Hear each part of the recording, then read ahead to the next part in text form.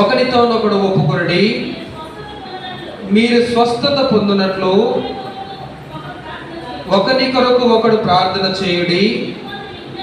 నీతిమంతుని విజ్ఞాపన మనఃపూర్వకమైనదై బహుబలము గలదైయుండు. నీతిమంతుని విజ్ఞాపన మనఃపూర్వకమైనదై బలము గలదై ఉండును అంటూ ఉన్నాడు. మనము చేసే ప్రార్థన నీతియుక్తముగా ఉంటే దానికి సమాధానం వస్తుందా అంటే వస్తుంది. ఎలా వస్తుంది అంటే చిన్న ఉదాహరణ చెప్తారు. నిన్న సాయంత్రం పూట, నిన్న మధ్యాహ్నం పూట మా ఇంటికి ఒక అబ్బాయి వచ్చాడు.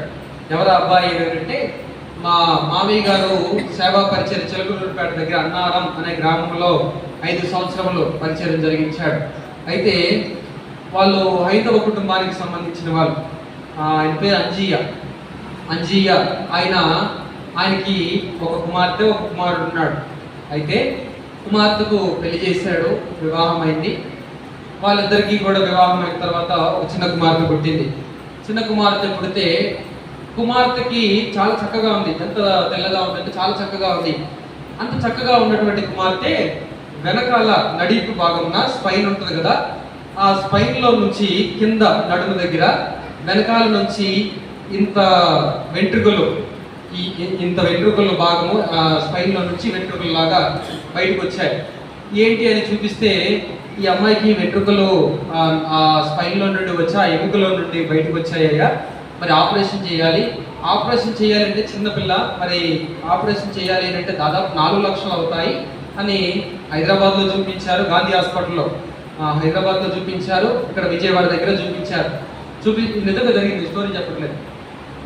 చేస్తే అలా చెప్తే పాస్టర్ గారి వాక్యాన్ని విన్నాడు. ఎందుకో విన్న తర్వాత దేవుడు ఇలా చేస్తాడు అనగలే, మరి ఏం చేస్తాం, మనవరాలు ఆ స్థితిలో ఉంది, మరి చచ్చిపోతుంది అని తనకు చెప్తే తనని ఎలా కాపాడుకోవాలో అన్ని ప్రయత్నాలు చేస్తూ ఉన్నప్పుడు దేవుని వాక్యాన్ని ఒకసారి విన్నాడు.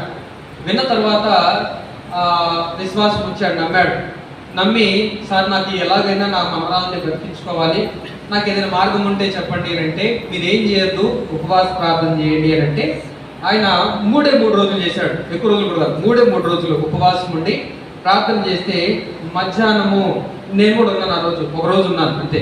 నేను 10 గంటలకు అలా వెళ్తే 1 గంటకల్లా ఉపవాస ప్రార్థన అయిపోయింది. అలా 3 రోజులు చేశారు. ఆ ఊరి నుంచి బయటకు వచ్చేసాము. వచ్చిన తర్వాత దాదాపు 2 సంవత్సరాలు అయింది. నిన్న వాళ్ళ కొడుకు ఇక్కడ చదువుకుంటూ ఉన్నాడు, ఏదో యూనివర్సిటీలో చదువుకుంటూ ఉన్నప్పుడు ఇక్కడికి అనుకోకుండా నేనే వచ్చానని తెలిసి నన్ను కలవడానికి వచ్చాడు. ఆ అబ్బాయి